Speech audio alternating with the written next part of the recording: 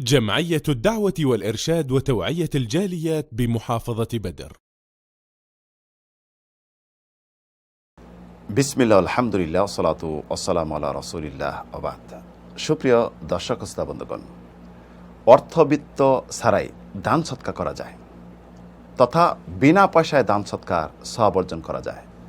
আমরা মনে করি দান সৎকা মানে যেটি একটি ফজিলতপূর্ণ ইবাদত, আল্লাহ রাব্বুল আলামিনের ক্রোধ নিবারণ হয়, ভালা মুসিবত দূর হয়। এই জন্য অবশ্যই অর্থ থাকা শর্ত। অর্থ থাকা যদি শর্ত হয় তাহলে এই ইবাদতটি ধন্যাটরাই করতে পারবে, অভাবী দরিদ্ররা করতে পারবে না। অর্থবিত্ত ছাড়াই যে সাদকা করা যায়, সাদকার সওয়াব অর্জন করা যায়, এ বিষয়ে আবু যর রাদিয়াল্লাহু আনহু হাদিস বর্ণনা করেন, যে হাদিস ইমাম মুসলিম, ইমাম আহমদ অসংখ্য হাদিস গ্রন্থে রয়েছে। রাসূল সাল্লাল্লাহু আলাইহি সাল্লামের কাছে সাহাবীদের মাঝে কিছু লোক আসলেন। আসার পরে বললেন, যাহাবা আহলুদ দুসুর বিল উজুর, যারা ধন্যাট্য তারা তো সব সওয়াব নিয়ে গেল গা। ইউসাল্লুনা কামা নুসাল্লি, আমরা যেভাবে সালাত আদায় করি তারাও সালাত আদায় করতেছে। ওয়ায়াসুমুনা কামা নাসুম, আমরাও রোজা রাখি তারাও রোজা রাখতেছে। ওয়ায়াতাসাদ্দাকুনা বিফুদুলি আমওয়ালিহিম, কিন্তু তারা তাদের অতিরিক্ত সম্পদ থেকে দান সৎকা করতেছে, যেটা আমরা পারি না। রাসূল সাল্লাল্লাহু আলাইহি সাল্লামের কাছে অভিযোগ পেশ করলো, এটি কি হিংসা? হিংসা নয়, বরং ঈর্ষান্বিত হয়ে তারা যেমন করতেছে আমরাও যেন করতে পারি।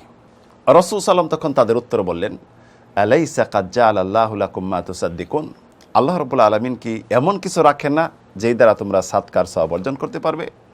ইন্না বিকুল্লি তাসবিহাতিন সাদাকা, জেনে রাখো একবার শুধু সুবহানাল্লাহ বলবে একটি সাদকা। ওয়া ইন্না লিকুল্লি তাহলিলাতিন সাদাকা, প্রত্যেকটি লা ইলাহা ইল্লাল্লাহ সাদকা। ওয়া ইন্না লিকুল্লি তাহমিদাতিন সাদাকা, প্রত্যেকবার আলহামদুলিল্লাহ বলবে এটা হবে সাদকা। ওয়া আমরুম বিল মারুফ সাদাকা, একবার মানুষকে সৎ কাজের আদেশ দিবে সাদকা।